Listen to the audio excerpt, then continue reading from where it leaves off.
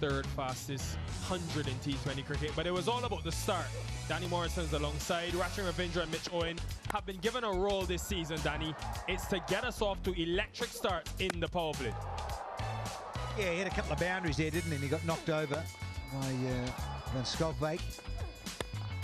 Big blows from Mitch Owen.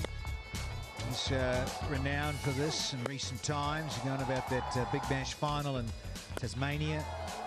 Clubbed some lovely strokes down the ground and then through the onside as well.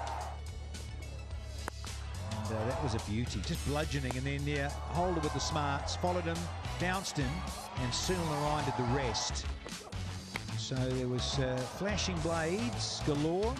Think about Maxwell, and he wanted to get in there and stamp his authority, and he wanted to come in there. There was just a few wickets tumbling here and there. Sanger bowled beautifully, and Chapman came in and wanted to show his wares, and he was out sweeping. One of his favourite strokes, but didn't execute well this afternoon, and he was gone. And Maxwell, he took his time because he was 11 off 15 balls at the start of his innings, and he had to wait and be patient, be measured, and then once he got about his work, folks in the crowd, beware, because this fellow hits a long ball all around the globe and all around the stadium. And Tromp will be gutted with that. He should have caught that. And he was on 45 then. And he ended up hitting 13 maximums to Glenn Maxwell. Carved it to all parts, as only Glenn Maxwell can do. And Obus Pino did his thing. Just happily worked it around and made sure he could give as much of the strike to his captain as possible. And Maxwell didn't disappoint. He only hit 2 fours. Boring. I want to hit it over the fence, he says. And he said after the innings that he had to play it a little differently today. Last 7 overs went for 110 runs. So the Los Angeles Knight Riders must get 209 if they're to win here in Oakland. Including Glenn's wife there. So let's get a look at the highlights from the second innings.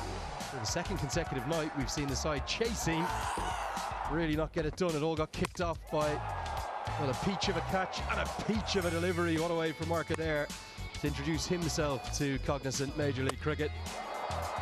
Edwards sent the timber rattling and the zing bales lighting up. And everything bar that Maxwell drop was perfect for the freedom. Just so dominant with ball in hand, and everything was going to plan.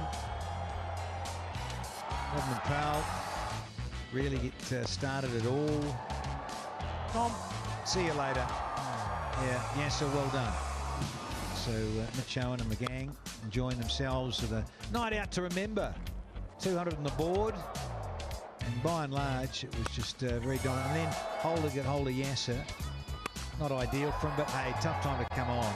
But Yasser, I think he'll be better for him. I think he will, and actually you could see in his reaction, he'll be able to bounce back. He's a charismatic young man. That was the LBW that, well, Saif Badr reviewed out of desperation, and again the character Yasser Mohammed on show with that tumbling catch. Jason Holder, just a feather of an inside edge off Edwards. And Van Schalkwyk did hit a couple of boundaries, as did Cornet Dry, but it was all pretty inconsequential at that point. Really, the game was all but done. They made 12 and 13 respectively before Van Schalkwyk fell to Holland, who continued his excellent tournament. And here was, after the second boundary from Cornet Dry, a winning moment. It was Chapman's good catch,